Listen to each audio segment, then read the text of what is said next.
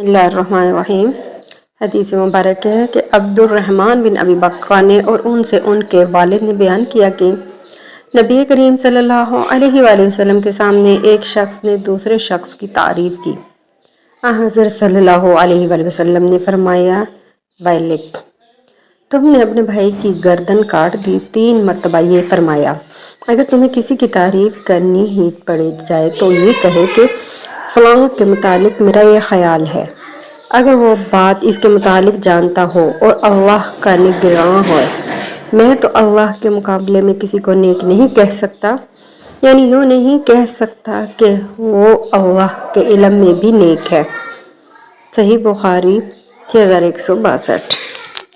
اسی طرح ایک اور حدیث مبارک ہے کہ ہشام بن عروہ نے بیان کیا، ان سے ان کے والد عروہ بن زبیر نے اور ان سے عائشہ رضی اللہ عنہا نے کہا کہ کچھ لوگوں نے عرض کیا، یا رسول اللہ صلی اللہ علیہ وسلم، بہت سے لوگ ہمارے ہاں گوشت لاتے ہیں، ہمیں یہ معلوم نہیں کہ اللہ کا نام انہوں نے ذبح کے وقت لیا تھا یا نہیں۔